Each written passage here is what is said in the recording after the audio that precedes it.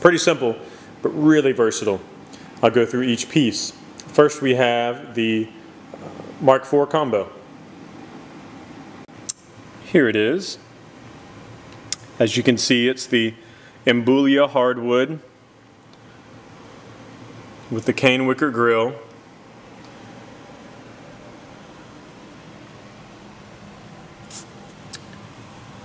Old vintage style of building the cabinet. Dovetail joints. It's really nice. This is the wide body combo. Here's my basic settings.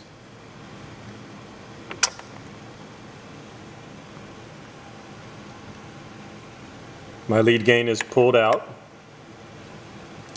The fat rhythm 2 is pulled out. My lead drive is pulled out as well.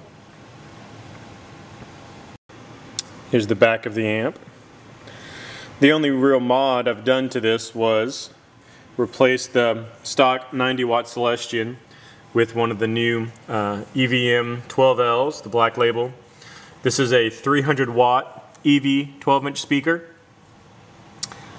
that I did have to chisel out, if you can see up there. Probably not. I did have to chisel out one of the brackets in order to fit my preamp tube in there. And here's the rig plugged in. As you can see, I have my send for my effects loop and my return, as well as my switching relays for channel 1, 2, 3, and the EQ, although the G system doesn't do anything with that one, I just keep it plugged in. So that's when it, and your mode select must be to foot switch in order for the G system to work correctly. Even though you don't have a foot switch engaged, you want to set it to foot switch instead of external switching, strangely enough. A 2007 Tom Anderson hollow drop top. Next we have the rack. It is a Gator powered 6-space rack. That, as you see, is not even full. On the bottom I have the rack for the TC Electronics. The rack unit is pretty short. Next I have my all-important effects drawer, as well as a holder of things, as we'll go into in a second. On top you see I have 2 wireless units. Number 1 is the one I use. Number 2 is backup in case that one goes down. They are Shure UHF Wireless. If you've noticed, I've drilled holes a little bit bigger than 1/4 inch and put in rubber grommets so I can run my cables from my effects that are in my drawer. Constructed a snake of my own. This consists of my 3 signal wires, which are 15-foot balanced cables. Be sure to use balanced with the TC Electronics G system. If they're longer than 3 feet, it really makes a difference. And my 2 relay cables. Keeps it nice and tight. Here's my ends. There's my relay cables labeled. And here are my signal cables. Stereo, of course. All labeled here. Portability is the main issue. So I wanted the rack, my guitar, and my amp. So I devised a way of taking the G system foot controller apart and packing it into my rack. Now the first obstacle was the screws which hold on the legs. So in order for me not to carry around a screwdriver, I bought thumb screws, which I can do very quickly, and take off the legs. And I'll show you why. So now I've taken off my legs of my controller, and they actually fit right inside my drawer with the thumb screws still attached for safekeeping.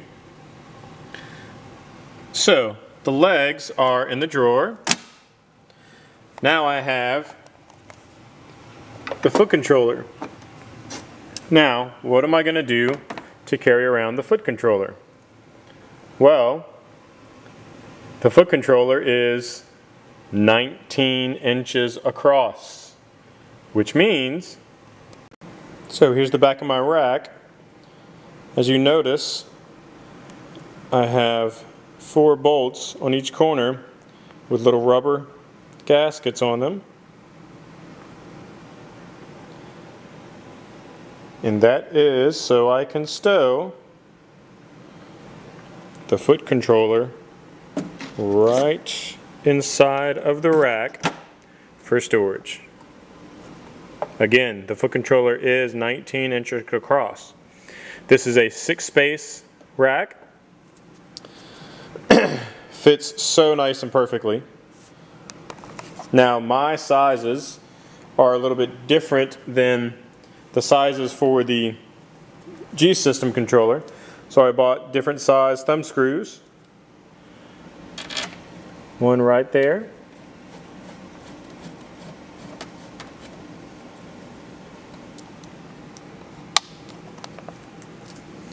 One on the opposite corner.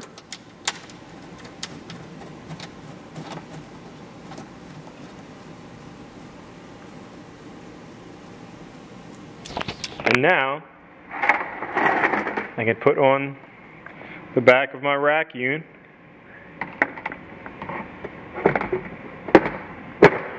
And my controller is safe inside the rack. Everything in one rack on rollers, ready to go. Here's my foot pedal. It's a Moog foot pedal. It's got a pretty big footprint. It's the newest version of it. They just redid it.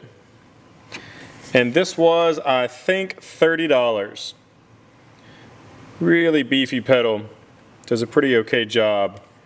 And for much less than the $100 that the other pedals are.